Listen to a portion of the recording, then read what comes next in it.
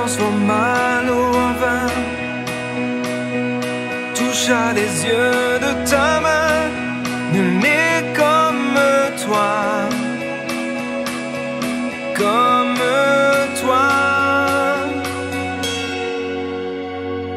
Dans nos ténèbres tu brilles, tu nous redonnes la vie.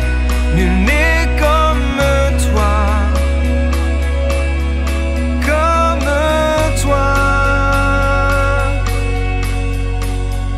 Dieu admirable, inébranlable, ton nom surpasse toute puissance. Dieu de miracles, incomparable, oh Dieu, oh Dieu.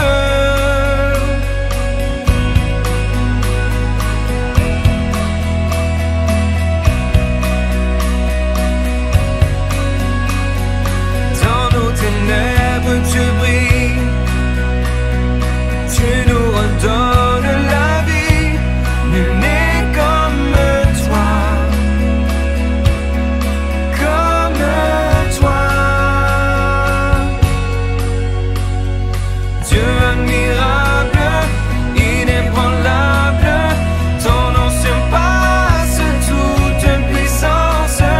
Dieu de miracles, incomparable, oh Dieu, oh Dieu. Dieu admirable, inébranlable, ton nom surpasse toute puissance. Dieu de miracles, incomparable, oh Dieu, oh Dieu.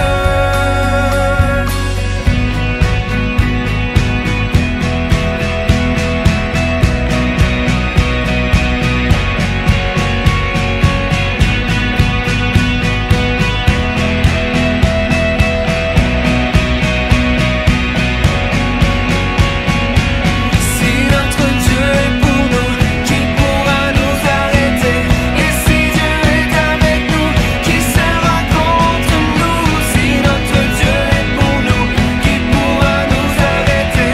Et si Dieu est avec nous, qui sera contre nous?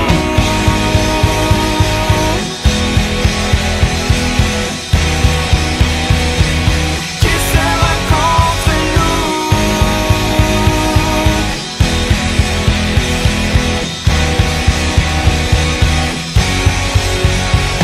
Dieu admirable, inébranlable, ton nom surpasse toute puissance. Dieu de miracles, incomparable, oh Dieu, oh Dieu. Dieu admirable, inébranlable, ton nom surpasse toute puissance.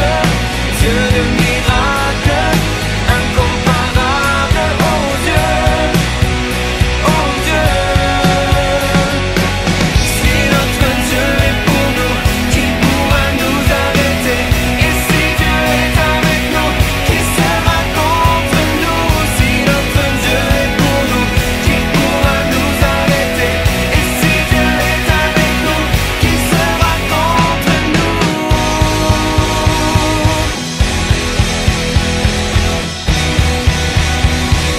Qui sera contre nous?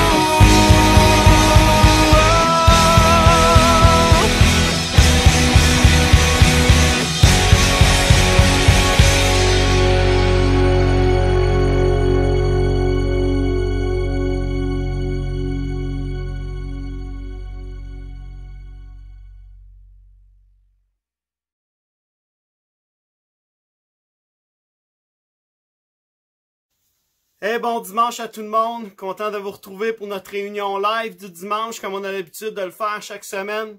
Et ce matin, on veut juste continuer sur la série de messages qu'on avait commencé il y a déjà 2 semaines, mis à part le spécial de la fête des mères qu'on a fait la semaine dernière. Et je veux vraiment vous encourager ce matin à travers cette série, à travers cette série qu'on a commencé, du fait que Dieu est au contrôle malgré tout ce qu'on peut voir autour de nous, tout ce qui se produit autour de nous. Dieu garde le contrôle. Dieu, il est au contrôle tout le temps. Et j'aimerais ça juste partager peut-être une histoire en commençant. Je sais pas si vous vous souvenez, à une époque, à un moment donné, peut-être que ça existe encore, il y avait sorti des petits autocollants qui disaient « Dieu est mon copilote ». Et il y a un gars qui trouvait ça intéressant. Et il a commenté ce petit autocollant-là qu'on pouvait mettre sur nos autos, etc. Il y avait toutes sortes de produits comme ça. Et lui s'est posé la question. Il dit, écoute, moi étant un pilote de profession, qui était au volant, en tout cas. C'est lui qui était dans le cockpit d'un avion et un pilote d'expérience. Il dit, j'ai jamais vraiment bien compris cette phrase-là. Dieu est mon copilote. Parce qu'il dit, je pense que vous savez pas vraiment ce que ça fait un copilote pour dire ça de la part de Dieu. En réalité, un copilote, son rôle, c'est qu'il prend le relais quand tout va bien. Il pourrait prendre le relais si le pilote est en quelque sorte inapte. Et si on dit de Dieu qui est le copilote, ça veut dire que Dieu, il est pas vraiment en contrôle. Il prend le contrôle juste quand tout va bien. Et qui n'est pas vraiment en mesure de faire le travail. Et il dit, qu'est-ce que je pourrais bien ajouter? Et là, il donne l'exemple de ce que lui a pu vivre durant une de ses expériences au niveau du fait qu'il était en voyage dans un avion. Il dit, je pense que c'était en 1980. Il dit, alors que j'étais le copilote d'un gars qui s'appelait Mike. Il dit, on voyageait de la Floride à l'Indiana dans un Rockwell 700 Commander bimoteur. Ça, c'est la sorte d'avion. Et il dit, il faisait noir et on avait frappé, il dit, à ce moment-là, on a frappé une tempête de verglas sur les montagnes du Tennessee. Et il dit, ça m'a presque donné le vertige. Imagine un gars d'expérience qui vit cette situation-là de cette façon-là.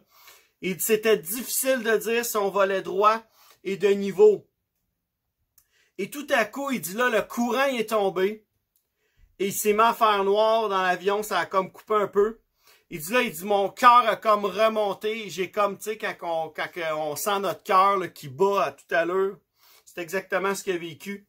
Il dit, je me pose encore la question aujourd'hui, où c'est qu'on serait si Mike s'était tourné vers moi, le pilote en question de l'avion, et qui m'avait dit, hey Gordon, il dit, c'est toi qui prends le relais, moi je sors d'ici. Il dit, probablement, il dit, je vais vous dire où on serait. Il dit, probablement qu'on serait de l'engrais pour l'herbe, sur une montagne de Tennessee, on serait tous morts. Il dit, il finit son histoire en disant ceci. Il dit, c'est le pilote qui contrôle, pas le copilote. Et c'est le pilote qui est le capitaine. Et j'aimerais juste nous encourager avec cette histoire ce matin. Parce que dans le fond, on voit ces stickers-là qui est Dieu est mon copilote. Mais en réalité, dans nos vies, Dieu ne devrait pas être notre copilote. Ça devrait être lui qui pilote. Ça devrait être lui qui a le volant, qui a le contrôle de nos vies en tout temps, en toutes circonstances. Amen. Dans Psaume chapitre 46, versets 3 à 6, qui est notre verset thème pour cette thématique en réalité, ça nous dit ceci. C'est pourquoi nous sommes sans crainte quand la terre est bouleversée, quand les montagnes sont ébranlées au cœur des mers et que les flots de la mer mugissent, écument, se soulèvent jusqu'à faire trembler les montagnes. Les bras d'un fleuve réjouissent la ville de Dieu, le sanctuaire des demeures du Très-Haut. Dieu est au milieu d'elle. Elle n'est pas ébranlée. Dieu la secourt dès le point du jour. Des nations, versets 11 à 13 maintenant, on va s'arrêter là, on va lire versets 11 à 13. Et ce que ça nous dit, ça finit comme ceci, c'est de dire, arrêtez et sachez que je suis Dieu. Je domine sur les nations, je domine sur la terre. L'Éternel, le Maître de l'univers, est avec nous. Le Dieu de Jacob est pour nous une forteresse. Amen. J'aimerais juste ça qu'on puisse prier ce matin ensemble pour sa parole. Père éternel, on veut te remercier pour ta parole qui est vivante dans nos cœurs, vivante dans nos vies. Je te prie que tu puisses toucher chacun de nous, que tu puisses semer dans les cœurs ce qui doit être semé, que ta parole puisse transpercer, Seigneur Dieu, la technologie afin de se rendre jusqu'à ces personnes qui nous écoutent et que ta présence puisse prendre place dans leur foyer. Dans le nom puissant de Jésus, on a prié. Amen. Amen. Et j'aimerais qu'on puisse lire également le psaume 95, versets 3 à 7 ce matin. Psaume 95, versets 3 à 7.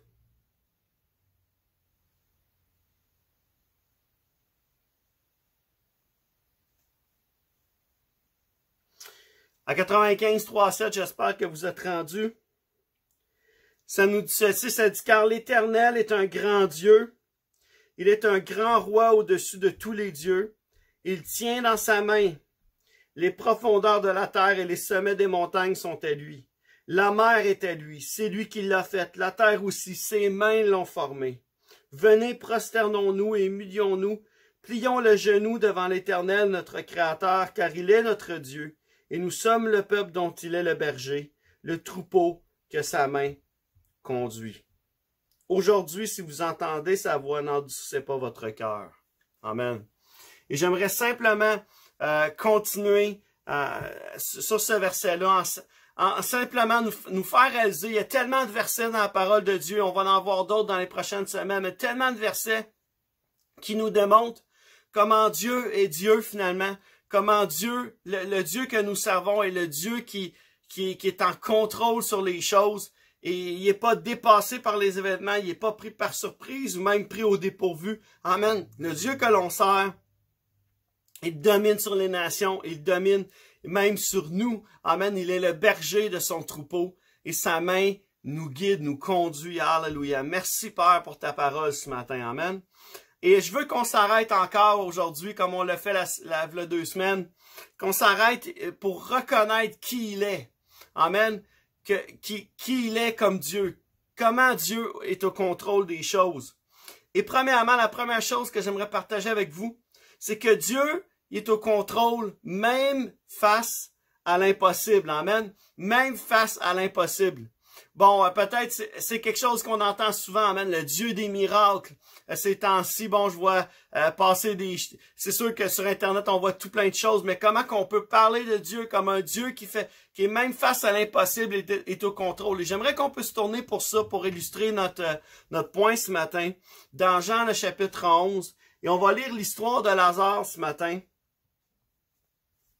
Jean chapitre 11, et on va lire versets 3 à 8 pour commencer. On va y aller par étapes, mais versets 3 à 8 pour commencer. Jean 11, 3 à 8.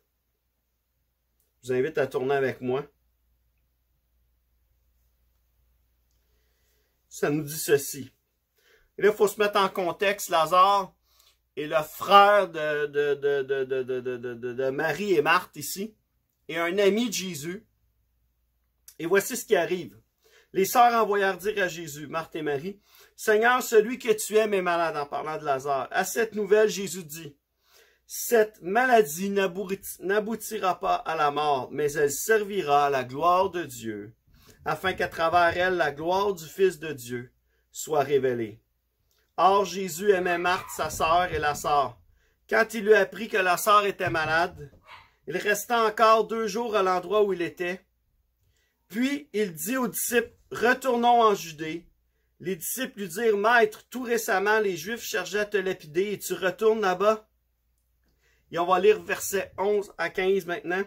Et peut-être on peut s'arrêter quelques instants ici, juste pour réfléchir sur ces passages-là. Mais voyez, Jésus ici est à l'extérieur de la ville. On envoie lui dire que Lazare est malade. Et Jésus va affirmer, « Ah, cette maladie-là n'aboutira pas à la mort. » Mais regardons la suite, l'histoire. Et Jésus est en train d'affirmer, non, ça va servir à la gloire, que la gloire du Fils de Dieu soit révélée à tous. Amen. Et c'est ce que l'affirmation de Jésus. Pourtant, Lazare va mourir. On va regarder ensemble. Versets 11 à 15, ça nous dit ceci. Ça dit, après ces paroles, il leur dit, « Notre ami Lazare s'est endormi, mais je vais aller le réveiller. » Les disciples lui dirent, « Seigneur, s'il s'est endormi, il sera guéri. » En fait, Jésus avait parlé de la mort de Lazare, mais ils crurent qu'il parlait de l'assoupissement du sommeil.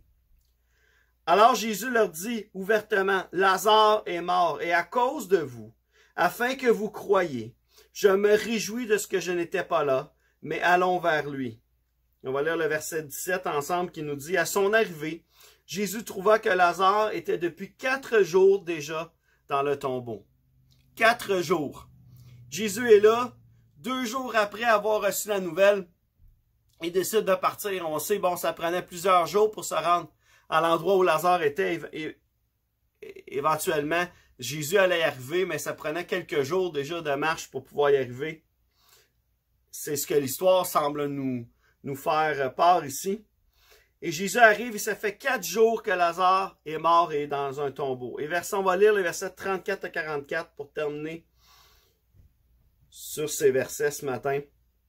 Ça nous dit, il dit, où l'avez-vous mis? En parlant de Lazare. Seigneur, lui répondit-on, viens et tu verras. Jésus pleura à ce moment-là. Les Juifs dirent alors, voyez comme il l'aimait. Et quelques-uns d'entre eux dirent, lui qui a ouvert les yeux de l'aveugle, ne pouvait-il pas aussi faire en sorte que cet homme ne meure pas? Jésus, de nouveau profondément indigné, se rendit au tombeau. C'était une grotte, une pierre fermait l'entrée. Jésus dit, enlevez la pierre. Marthe, la sœur du mort, lui dit, Seigneur, il sent déjà, car il y a 4 jours qu'il est là. Jésus lui dit, ne t'ai-je pas dit que si tu crois, tu verras la gloire de Dieu. Ils enlevèrent donc la pierre de l'endroit où le mort avait été déposé. Jésus leva alors les yeux et dit, Père, je te remercie de ce que tu m'as écouté. Pour ma part, je savais que tu m'écoutes toujours, mais j'ai parlé à cause de la foule qui m'entoure, afin qu'ils croient que c'est toi qui m'as envoyé. Après avoir dit cela, il cria d'une voix forte, Lazare, sors. Et le mort sortit, les pieds et les mains attachés par des bandelettes et le visage enveloppé d'un linge. Jésus leur dit, détachez-le et laissez-le s'en aller. Amen. Quelle histoire que celle de Lazare. Mais cette histoire nous montre combien Dieu se soucie de nous et combien il est au contrôle. Amen. Alors que Lazare est malade, Jésus, on dirait qu'il semble pas vraiment pressé par la situation de retourner voir son ami, d'essayer de faire quelque chose, d'agir dans la situation, d'intervenir dans la situation alors qu'on lui fait dire « Lazare est malade, il a besoin de toi ». Et ça semble au départ démontrer une certaine indifférence face à la situation. Mais en réalité, il n'y a rien de tout ça qui est vrai. C'est pas une indifférence. Simplement, Jésus est en contrôle. Dieu est en contrôle de la situation. Ça devait arriver comme c'est arrivé. Ça devait se passer exactement comme ça se passe, comme c'est écrit dans la parole de Dieu. Et alors que tous ceux qui étaient là pensaient que Jésus avait trop tardé et qu'il n'y avait plus rien à faire dans la situation maintenant alors qu'il était rendu là, il y avait tort. Et les premiers versets sont tellement importants pour nous ce matin, alors que Jésus va déclarer « Cette maladie-là n'aboutira pas à la mort de Lazare, mais ça va être pour révéler ma gloire. Cette situation va se faire en sorte que ma gloire soit révélée, que la gloire du Fils de Dieu soit révélée. » Et encore à la fin de l'histoire, amen, où Jésus va dire, enlevez la pierre, et même Marthe va dire, Jésus, écoute, ça fait 4 jours que mon frère est mort. Il sent déjà, il n'y a plus rien à faire. Probablement que le stade de décomposition était sur le point de commencer. On n'en a aucune idée. Moi, je connais rien là-dedans. Peut-être ceux qui connaissent quelque chose là-dedans. J'ai pas cherché plus loin. Mais en tout cas, l'odeur était là. C'est pour ça, probablement, qu'il emmenait des parfums. Et même après avoir mis des parfums, sa sœur Marthe va dire, écoute, il sent, il pue, il est mort. Il n'y a rien à faire. Jésus va dire, enlève la pierre. Marthe, je t'ai déjà dit que, ne t'ai-je pas dit que si tu crois, tu verras la gloire de Dieu. Amen. Et à ce moment-là, il enlève la pierre et Jésus va lever les yeux. Il va simplement faire une simple prière. Même sans prier Dieu, il va juste dire, Seigneur, je sais que toi, tu m'écoutes toujours. Et alors, il va ordonner à Lazare de sortir de ce tombeau. Et ce qui est extraordinaire, c'est qu'on voit Lazare, excusez, pas Lazare, mais Lazare. Lazare aussi, amen. On veut voir Lazare sortir du tombeau. Mais ça, c'est une autre prédication.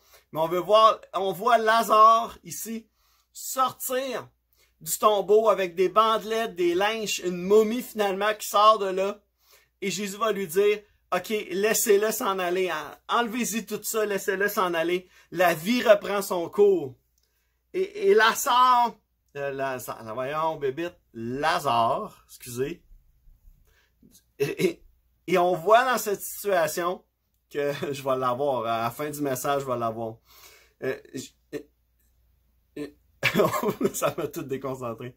On voit ici que, alors qu'on croit que Jésus n'est pas en contrôle, alors qu'on voit que la situation, personne pense que c'est possible encore. Face à l'impossible, Dieu est au contrôle. Jésus nous montre qu'il est en parfait contrôle.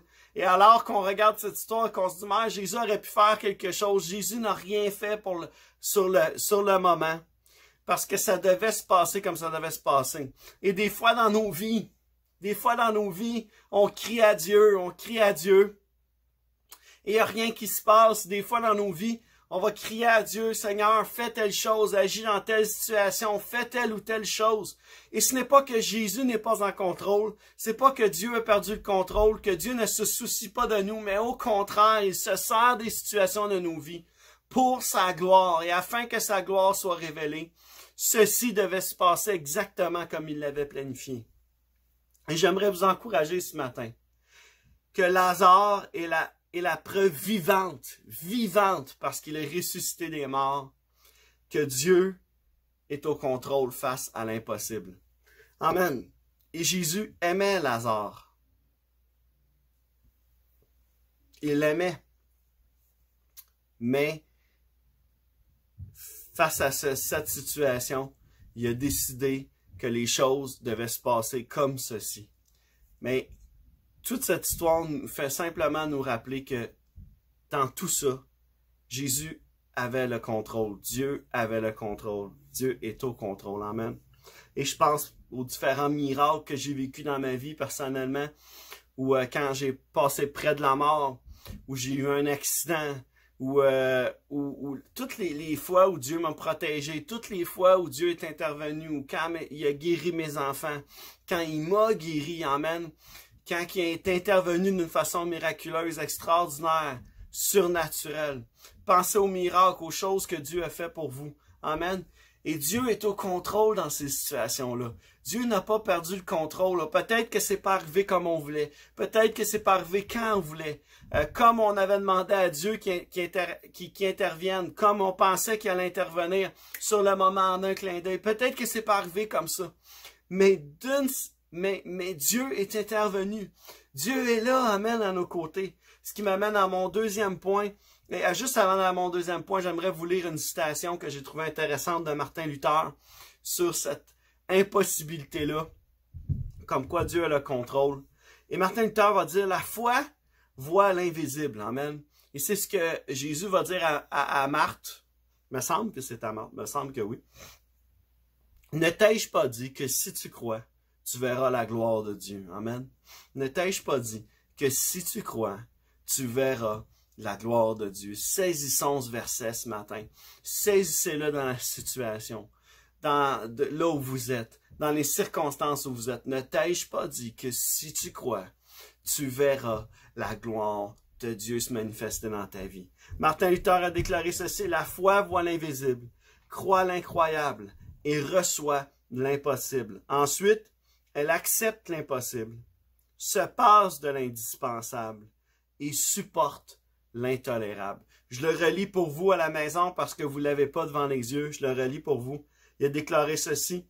La foi voit l'invisible, croit l'incroyable et reçoit l'impossible. Ensuite, la foi accepte l'impossible, se passe de l'indispensable et supporte l'intolérable.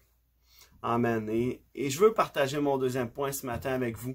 Mon deuxième point, c'est ceci. Alors qu'on voit Dieu être au contrôle face à l'impossible, Dieu est au contrôle également dans la bataille. Dieu est au contrôle également quand on combat, quand on fait face à un défi, dans des circonstances, des situations difficiles, dans la bataille, dans les combats de nos vies. Dieu est au contrôle. Amen. J'aimerais vous emmener pour illustrer ce point-là dans Josué chapitre 10, versets 5 à 14. Josué chapitre 10, voyons, Josué chapitre 10, versets 5 à 14. Et je veux juste nous mettre en contexte ce matin, juste avant d'aller plus loin dans ces versets. Ici, on parle du peuple d'Israël. Josué venait de gagner une bataille importante. Il avait saisi la ville de Gabaon. une ville importante en Israël, près de Jérusalem. Et il avait battu une grande ville. Et le roi de Jérusalem, à ce moment-là, une crainte et une peur de Josué, du peuple d'Israël, parce que ils s'en viennent pour conquérir. Et probablement qu'il a entendu toutes les histoires, probablement qu'il a entendu tout ce que Josué avait fait avec les murs de Jéricho, toutes ces choses. Et les histoires, vous voyez, se disaient autour d'eux, se racontaient. Et là, à ce moment-ci, le roi de Jérusalem est pris de peur. Et ce qu'il va faire, ça nous dit au verset 5, il va faire alliance avec 5 rois amoréens. Les rois de Jérusalem, d'Hébron, de Jarmuth, de Lachis et d'Églon, s'allièrent ainsi et montèrent avec toutes leurs troupes. Ils vinrent installer leur camp près de Gabaon et l'attaquèrent. Ils ont attaqué la ville. Donc, les habitants de Gabaon envoyèrent dire à Josué au camp de Gilgal, « N'abandonne pas tes serviteurs, monte vite vers nous pour nous sauver et nous secourir, car tous les rois des Amoréens qui habitent la montagne se sont ligués contre nous. » Josué monta de Gilgal avec tous les hommes de guerre et tous les vaillants hommes. L'Éternel dit à Josué, « N'aie pas peur de ces rois, car je les livre entre tes mains, aucun d'eux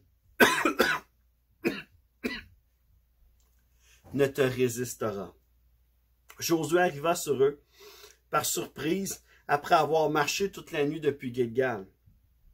L'Éternel les mit en déroute devant Israël et Israël leur infligea une grande défaite près de Gabaon. Les poursuivit sur le chemin qui monte à Beth-horon et leur porta des coups jusqu'à Azekah et Makeda. Alors que les Amoréens fuyaient devant Israël et qu'ils se trouvaient sur la descente de Beth-horon, l'Éternel fit tomber du ciel sur eux d'énormes grêlons jusqu'à Azekah et ils moururent. Ceux qui furent tués par ces grêlons furent plus nombreux que ceux qui moururent sous les coups d'épée des Israélites. Et Dieu n'avait pas terminé d'intervenir. Alors Josué parla à l'Éternel le jour où l'Éternel livra les Amoréens aux Israélites et il dit devant Israël, « Soleil, arrête-toi sur Gabaon et toi, lune sur la vallée d'Ajalon. » Le soleil s'arrêta et la lune suspendit sa course jusqu'à ce que la nation se soit vengée de ses ennemis. Cela n'est-il pas écrit dans le livre du juste? Le soleil s'arrêta au milieu du ciel et ne s'empressait pas de se coucher durant presque tout un jour. Il n'y a pas eu de jour comme celui-là, ni avant ni après, où l'Éternel ait écouté la voix d'un homme, car l'Éternel combattait pour Israël. Amen. Et j'aimerais simplement revenir sur cette histoire, évidemment. Dieu a combattu pour Josué, le peuple d'Israël, dans cette histoire. Dieu a même fait prolonger la journée. Amen. Prolonger la journée. Et ça nous dit que il est arrivé jamais, ça nous dit à la toute fin, que Dieu n'est jamais intervenu ou écouté la voix d'un homme de la même façon qu'il l'a fait à ce moment-là. Parce que Dieu combattait pour Israël. Et la preuve, elle est là. La preuve, elle est là où Dieu est tellement combattu qu'il a écouté la voix de Josué pour arrêter pas nécessairement arrêter la course du soleil parce qu'on sait, bon, que c'est la terre qui tourne autour du soleil, mais pour peut-être prolonger cette journée. Et c'est un miracle extraordinaire. Amen. C'est une intervention de Dieu extraordinaire, surnaturelle. Et tout ça pour que Israël puisse avoir la victoire sur ses ennemis ce jour-là. Et tout comme Dieu l'a fait pour Josué durant cette bataille, amen, Dieu combat pour nous encore aujourd'hui. Est-ce qu'on a oublié que Dieu est encore le même aujourd'hui? Hein? Dieu est aujourd'hui encore le même qu'il était hier. Et on a l'assurance que Dieu est à nos côtés pour combattre dans nos batailles. Cette histoire vient simplement nous rappeler, nous encourager, nous stimuler, nous motiver à regarder nos batailles de la même façon que Dieu est intervenu dans cette situation. Dieu est à nos côtés, Dieu intervient. On voit Dieu dans cette histoire qui dit à Josué, n'aie pas peur. Tu vas voir, tu vas avoir la victoire sur ces rois-là, les 5 rois. Une alliance, peut-être on parle de milliers, millions de soldats, on ne sait pas exactement. Mais il y avait des troupes en masse. Et la Bible nous dit qu'alors que Dieu intervient, l'intervention de Dieu fait encore plus de morts que même ceux qui ont été tués par l'épée. Pourquoi? Parce que Dieu combattait pour Israël. Et ça termine ceci, que Dieu n'est jamais intervenu d'une façon pareille que dans cette situation, parce que Dieu combattait pour Israël. Dieu combat pour toi et moi. Dieu combat pour chacun de nous. Dans les batailles de nos vies, dans les situations, dans les défis que l'on vit, Dieu combat à nos côtés. Dieu est là à la bataille avec nous. Amen. Et j'aimerais nous encourager que Dieu va intervenir. Dieu va intervenir. C'est certain, d'une façon, Dieu va le faire, il va intervenir. Mais ceci, quand il le faut et comme il le veut. Et des fois, on a de la misère avec ce quand il le faut et comme il le veut. Mais je veux nous encourager ce matin. Dieu est au contrôle. Dieu est bon. Dieu est grand. Dieu est à nos côtés dans la bataille. Mais Dieu va intervenir quand il le veut, quand il le faut et comme il le veut. Comme il l'a fait pour le peuple d'Israël. Il est intervenu quand il l'a fallu et comme il le voulait. Dieu n'était pas obligé d'écouter la demande de Josué, mais Dieu l'a fait parce que Dieu se souciait de son peuple. Dieu se souciait de Josué, comme Dieu se souciait de Lazare. Amen. Dieu se soucie de toi et moi. Dieu se soucie de la situation dans laquelle on est. Dieu se soucie de cette situation de pandémie, alors que peut-être on pense, mais Dieu a perdu le contrôle. Dieu tient le monde au creux de ses mains. Dieu sait ce qu'il est en train de faire. Il n'est pas pris au dépourvu. Dieu connaît la suite des choses. Mais ce qui est en train de se passer doit se passer. Ce qui est en train d'arriver doit arriver. Amen. Pour que la gloire de Dieu soit révélée. Et je crois de tout mon cœur que c'est ce qu'on est en train de vivre. Amen. Et même si on est à la maison, on ne peut pas se rassembler dans nos églises. Je crois que la gloire de Dieu est en train de se révéler dans chaque foyer à travers le monde, dans la francophonie, à travers les messages qui se diffusent par milliers à travers l'Internet. Et Dieu est en train de faire quelque chose d'extraordinaire dans cette situation. Mais dans nos batailles, Dieu est à nos côtés. Face à l'impossible, Dieu est au contrôle également. Amen. Ne t'ai-je pas dit que si tu crois, tu verras la gloire de Dieu. Et j'aimerais peut-être vous encourager avec une petite histoire ce matin par rapport à cette histoire de Josué, que Dieu est là dans la bataille à nos côtés. Et intéressant comme pensée. On dit des gladiateurs, par exemple, les gladiateurs, je ne sais pas si vous connaissez un petit peu le principe, mais à l'époque de Rome, et peut-être d'autres époques aussi, là, je ne suis pas un expert en histoire, mais on dit des gladiateurs que la veille d'une bataille mortelle, ils visitaient l'arène, qui était vide et silencieuse, et alors que le calme régnait, ils commençaient à s'imaginer l'ennemi qui s'approchait. Que ce soit l'homme ou la bête, dans leur esprit, ils pouvaient entendre les hurlements de la foule. Ils s'imaginaient voir la lueur du soleil se rétrécir du sceptre du César qui était là. Ils ressentaient alors la peur. Ils connaissaient la poussée d'adrénaline avant même que ça ait commencé. Et ils étiraient leurs muscles, la veille de la bataille. Les grands gladiateurs pratiquaient même leurs mouvements dans ce stade vide et silencieux-là. On dit que la victoire se remportait avant le jour de la bataille. Et ma pensée est celle-ci ce matin. Soyons prêts pour la bataille. Soyons prêts, préparons-nous. Mettons-nous à genoux. Soyons assoiffés de sa parole. Préparons-nous. Il n'y a pas un soldat qui va au combat sans préparation, sans y être préparé. Et souvent, nous, comme croyants, vous savez, on va à la bataille ou on est dans nos batailles et on est dépourvu parce qu'on n'a pas pris le temps de se préparer, parce qu'on n'était pas bien préparé à combattre. Mais des batailles, il va y en avoir. Paul nous le confirme. Il va y avoir des batailles. Il va y avoir la Bible nous en parle. Et nous avons ces batailles. Oui, Dieu va intervenir, mais Josué a fait sa part. Josué a fait sa part. Josué s'est battu. Josué a combattu le bon combat. Amen. Paul a combattu le bon combat. Nous sommes ces soldats que Dieu a appelés. Nous sommes ses enfants. Nous sommes les enfants de Dieu. Amen. Dieu nous a donné l'autorité pour marcher sur cette terre et prendre autorité en son nom. Nous sommes les ambassadeurs du royaume. Dans la bataille, soyons préparés. préparons-nous avant même qu'elle commence. Amen. Et sachons que Dieu est au contrôle. Dieu va intervenir quand il le faut et comme il le veut. Et je vais terminer avec une pensée ce matin, une histoire qui m'est revenue. Je me souviens qu'à un moment donné, bon, je vous ai déjà raconté, je pense que c'est mercredi ou je me souviens plus quand. Dernièrement, je vous ai raconté l'histoire de mon chien qui s'appelait Taureau et qui avait, bon, brisé sa chaîne à l'histoire de pouvoir empêcher des voleurs d'entrer dans notre maison à une époque. Et je veux vous raconter une histoire, par exemple, quand on est attaché à quelque chose, quand on se pense en contrôle. Par exemple, à un moment donné, ma sœur décide d'aller promener Taureau en question. Et elle se dit, je vais être capable, puis vous allez voir, il va m'écouter, tout ça, toute la kit. Et je me souviens que ma sœur est partie, elle tenait le chien en laisse, et elle était jeune à ce moment-là. Et le chien, à un moment donné, bon, tout allait bien tout d'un coup, mais lorsqu'il a vu un oiseau ou un écureuil, je me souviens plus qu'est-ce qu'il a vu. Il a vu une bête sauvage. Et là, le chien a décidé, lui, qu'il partait. Et ma sœur a juste subi le fait de tenir la laisse du chien. Et elle a été traînée sur plusieurs mètres avec le chien. Et je me souviens pas si elle avait eu vraiment mal ou si ça s'était vraiment fait mal. Mais je veux illustrer ceci ce matin avec ce que je vous parle.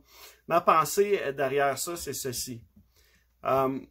Souvent, on se laisse entraîner par des choses, on se laisse contrôler, on se laisse influencer par des choses qui sont autour de nous, par des pensées, par les choses qu'on voit qui tournent autour, par toutes sortes de choses. Et ce matin, j'aimerais vous encourager à vous attacher à la vérité, à vous attacher à Dieu et laissez-lui le contrôle. Amen. Si Dieu veut vous traîner sur plusieurs mètres, laissez-le vous traîner sur plusieurs mètres. Si Dieu veut aller à droite, allez à droite. Si Dieu veut aller à gauche, allez à gauche. Si Dieu veut aller en avant, allez en avant. Laissez-vous traîner par Dieu. Ne vous laissez pas traîner par tout vent de doctrine, la Bible nous dit, mais par la vérité, amen, par les choses qui viennent de Dieu, par les choses qui viennent de sa parole, amen. Alors, je veux vous encourager ce matin avec cette pensée. Ma sœur, elle s'est fait traîner sur plusieurs mètres parce qu'elle croyait être en contrôle sur le chien. Parce qu'elle croyait être en contrôle sur les choses qui sont en train qui se passaient autour d'elle. Et des fois, on pense qu'on est au contrôle des choses qui nous entourent. On pense qu'on a le contrôle sur les choses qui nous arrivent. Laissez-moi vous dire une des choses, une des meilleures choses que l'on peut faire, c'est laisser le plein contrôle à Dieu. Laisser le plein contrôle à Dieu dans ces situations que l'on vit. Parce que Dieu intervient de façon surnaturelle et miraculeuse dans nos situations et dans nos vies. Alors peut-être que tu nous écoutes ce matin, peut-être que vous m'écoutez ce matin, et mère, vous vivez des situations, des circonstances, et vous vous êtes laissé entraîner dans des situations, entraîner dans des positions et qui sont pas favorables pour vous. Et je veux vous encourager ce matin, cédez le contrôle à Dieu. Cédez le contrôle à Dieu sur ces situations. Ne t'ai-je pas dit que si tu crois, tu verras la gloire de Dieu. Ma prière, c'est qu'on puisse voir la gloire de Dieu agir dans cette situation. Dans ces situations que l'on vit, dans ces défis que l'on vit. On va prier ce matin, amen, pour sa parole, pour ce qu'on vient d'entendre ce matin. Papa éternel, on veut te remercier pour cette parole que tu as partagée avec nous ce matin. Cette parole qui est vivante et vraie pour nos vies. Père, je te prie ce matin pour tous ces gens qui ont l'impression d'avoir perdu le contrôle sur les situations, sur les choses. Père, je te prie que ce matin, tu puisses prendre le contrôle, que ce matin, tu puisses te laisser les guider, te laisser les conduire, te laisser prendre les rênes de leur vie. Père, que tu ne sois plus notre copilote, mais que tu deviennes le pilote de nos vies, Papa éternel, et que tu sois en première place, Seigneur, dans nos vies. Père, on sait que tu n'as pas perdu le contrôle. On sait que toute chose est en toi. Que toute chose, que tu tiens que tu tiens le monde dans le creux de tes mains. Que c'est toi qui décides de toute chose. Et comme tu l'as fait dans la situation de Lazare, on veut croire ce matin que les choses qui sont en train d'arriver doivent arriver pour que ta gloire soit révélée. Et Père, je te prie, Seigneur, qu'on puisse être encouragé, fortifié par cette parole, que tu es au contrôle ce matin. Et je te prie dans le nom de Jésus que tu puisses venir nous fortifier, nous encourager. Dans le nom puissant de Jésus, on a prié. Amen. Amen. Sur ce, je vous souhaite une belle fin de journée, une belle semaine. On se voit mercredi pour notre prochain partage ensemble. Soyez grandement bénis. On vous aime, on pense à vous. On pense à la famille du Centre chrétien La Sœur. On a hâte de vous retrouver, hâte de pouvoir parler avec vous. Mais en attendant, bien, on prie pour vous, on pense à vous. Amen et on vous aime. Soyez grandement bénis. Bye bye tout le monde.